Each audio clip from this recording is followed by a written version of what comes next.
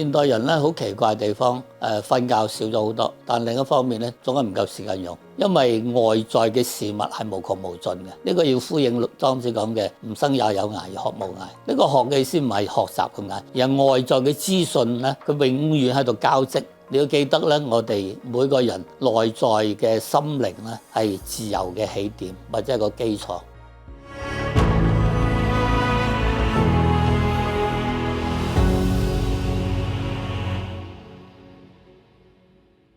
大家好，我係陶國璋，我係本身喺中文大學教哲學嘅，咁已經退休幾年啦。咁呢次好榮幸咧，就同大家傾傾關於道家哲學。道家咧其實有兩邊嘅，一個咧我哋叫道教啊，即係後來嘅漢末嘅陣時叫五斗米道啊，張道陵啊、張角嗰部分。大家玩遊戲嗰陣時講三國無雙就嗰個階段。但係另一方面咧，道家係做一啲老莊為主要。今日其實我就想講講老子對我哋嘅心靈修養嘅部分。佢認為心靈嘅修養咧就叫虛一而靜，或者叫虛靜，或者叫無為咧，係道家嘅一個好起手嘅功夫。修身嗰方面咧，我哋可以做運動、打太極嚇，但係咧修心嗰方面咧，其實需要我哋對我哋嘅生命有一種深刻嘅理解。包括係我哋需要明白，我哋原來咧，我哋個感性生命咧，或者意觀嘅生命咧，係好中意追逐外邊嘅。老子有句説話咧，佢話五色令人目盲，五音令人耳聾，五味令人口爽，田頃池獼令人心發狂。呢章好出名，佢意思咧就話咧，當時嘅戰國啲皇后嗰方面咧，不斷追求美色啊、美味啊，或者係美美之聲啊，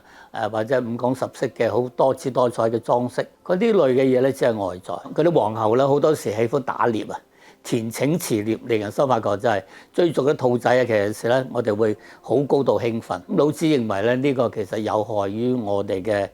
養心嘅。身體你可能做咗運動，但係你心情上過度嘅向外追逐咧，會產生一種耗散。用現代嘅説話講，例如位女士好喜歡百貨公司，又見到大減價，咁於是咧就買咗好多好多唔需要用嘅嘢。咁由呢種咁嘅形態下邊咧，就係令到我哋心耗散咗。例如係一啲現代心理學講嘅會購物狂啦，有時咧我哋一定要揾好新嘅款啦，不斷同人比較啦，最後咧就會引申好多我哋所謂心靈上嘅煩惱。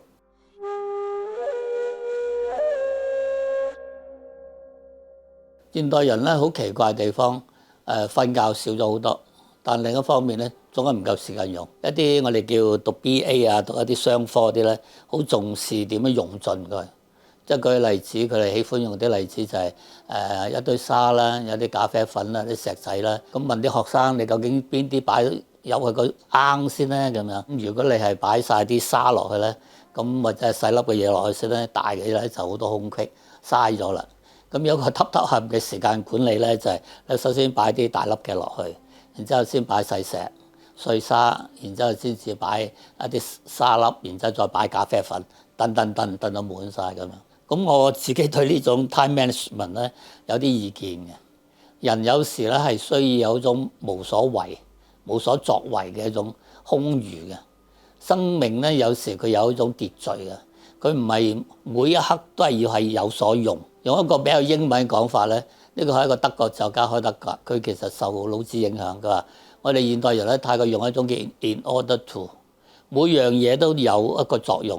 例如我等緊巴士嘅陣時排緊隊，就最緊要快碌個手機嘥1分1秒，甚至揸埋個手機一路上一路聽住電話傾偈咁。咁呢啲時間嘅用到盡咧，有一個好奇怪嘅現象就係反而唔夠時間用，因為外在嘅事物係無窮無盡嘅。呢個要呼應莊子講嘅吾生也有涯，而學無涯。呢個學嘅意思唔係學習咁解，而係外在嘅資訊咧，佢永遠喺度交織。你關注烏克蘭事件，你關注香港政治問題，關注個人健康問題，呢過度嘅處理咧，有時係令到你身體係狀況好啲，但你會好勞累，即係你冇咗一種簡單嘅輕鬆。生命嘅輕鬆或者係自然咧，道家喜歡講自然。呢個自然係自然而然，而非他然。即係我哋唔好受到外在嘅事物主導，你一定要咁做。你要記得咧，我哋每個人內在嘅心靈咧係自由嘅起點或者係個基礎。即係孔子成日講無有而不至得，有時係艱難嘅地方，有時我哋或者等緊巴士嘅時候，當然你可以用下互聯網啊，用其他嘢資訊，但係每一分一秒都係運用之中嘅陣時咧，你嘅心靈係好疲累嘅。所以道家嘅智慧俾我哋一個參考，就我頭先喜歡講個耗散呢個概念，就係過度嘅運用咧就會消耗而分散，我哋就會產生一種好似現代人所講嘅一種好似精神冇辦法集中，永遠都覺得好急迫啊，永遠都有啲嘢吸引緊啊，永遠都驚我哋落後咗有咩資訊咁，呢個就係現代人嘅疲累嘅理由。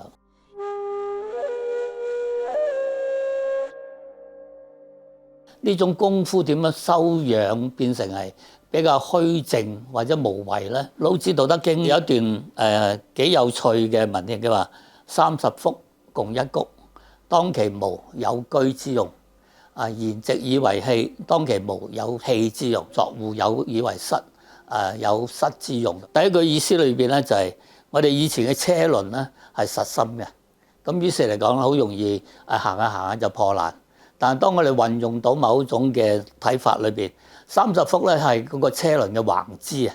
中間係空嘅，於是能夠避震啊，同埋行得比較順暢。因為佢中間係空嘅，所以有居之用，令到呢架車嗰方面咧運用得比較順暢。筵席以為器咧就係我哋好似做一啲陶土啊、陶器啊等等嘅嘢咧，我哋堆陶土嘅陣時咧，本身要慢慢整到中間有個空嘅地方，有器之用就先至可以裝水、裝美酒。最後一個咧就係作戶有以為室啊，即係話我哋組間屋嘅陣時咧，一定有門戶同埋窗口，令到空氣流通。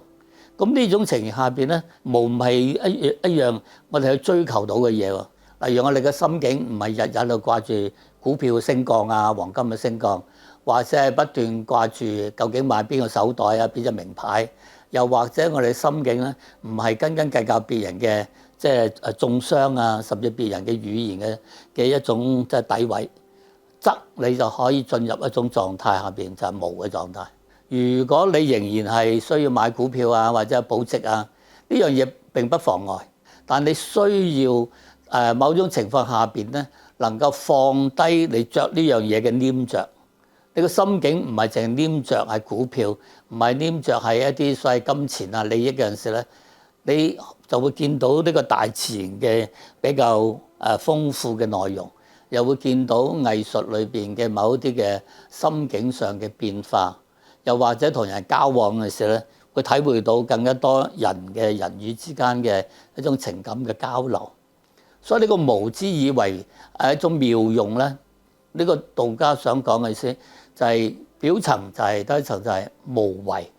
無為就虛靜，放低我哋向外嘅追逐耗散，呢個第一層。但最深個層裏邊咧，就係頭先要用頭先個例子裏邊，你明白有啲嘢咧，其實當佢缺失嘅陣時，或者係隱蔽嘅陣時咧，我哋更加係能夠體會到佢嘅妙用無方啊！無方咧，方係道家嘅意思，方係方所嘅意思，冇個特定嘅方向。如果你能夠修養到你嘅心靈咧，冇個特定嘅方向，就道家所講嘅就係呢個為學日益，為道日損，損之又損，乃至於無為，無為無不為。最後嗰兩句咧就係最深刻啦。即係你話你要將嗰個生命追逐向外嗰種不斷用佛教嘅講法，不斷執着他人嘅言語啊，執着別人嘅價值判斷啊，執着自己嘅金錢，呢啲係定有嚟嘅。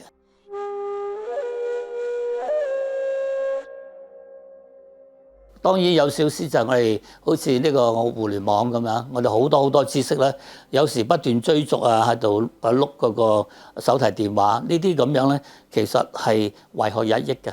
你越嚟越多喺嗰個電話裏面好多 Apps 啊，可能有50頁，有啲人我見過好誇張，有30-40頁咁多。咁呢啲過程係當然你好似運用咗好多嘅資源，但同時都係一種負累。好易明嘅，用我以前講個想法就係為學嗰邊係屬於加法思維，每日都增加嘅，越嚟越多知識。當然我哋唔係話增加知識，唔好意思，就係過度嘅知識、過度嘅資訊嘅負累咧，係現代人裏邊好多時心靈不安嘅一個理由。咁所以唯道嘅方面咧，就係減法思維，將我哋嗰啲 Apps 嗰方面減少一啲。冇需要嘅不需要用咧就不需要用，甚至係我哋唔係每次嘅 WhatsApp 叮一聲就即刻回覆。我嗰個手機大概得三頁咁上下啦。我本身對呢類嘅嘢可能過度咗嘅時間，呢個唔可以作準。年輕人始終都係好新奇啊，好中意一啲新嘅資訊啊，或者係一啲好玩嘅嘢咁。呢點係一個參考咧，就係尤其聽音樂咧，我哋好多時就不斷撳啊、換碟啊、換啊其他嘅歌咁樣。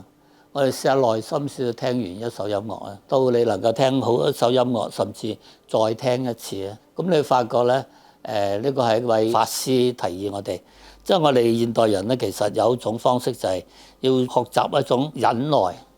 種忍耐嘅意思就唔好怕重複，同唔好怕個節奏太慢，甚至台灣人好喜歡講慢活咁啊。呢點我諗係有時我哋多啲接觸大自然啦。甚至有時一個人自己冇手機啊，其他嘢嘅滋擾嘅陣時咧，試下自己去散下步咁樣。我覺得對現代人好需要呢啲嘢。莊子所講嘅物而不物於物咧，就係你同事物接觸嘅陣時咧，不受呢個事物所物化、所控制。咁呢個係非常能夠喺呢個現代社會裏邊嘅一種修養心靈嘅起步。呢個起步當然係仲有好多層次啦。但係最少我哋可以喺呢種物質豐富啊、資訊好爆炸嘅時代啊，甚至係我哋人越嚟交往嘅陣時越嚟越疏離嘅時候裏邊咧，試下把握住呢種無為而無不為，呢個就係嗰個好重要嘅地方。至於選之又選咧，只不過就係不斷修養咁解，即係繼續努力，每日做一樣，每日做一樣咁樣。咁呢個我覺得係初步可以講到老子一種現代嘅智慧啦。如果大家中意我哋嘅中國哲學啊、思想啊或者人生問題咧，可以訂閱健康媽呢個頻道啊。拜拜。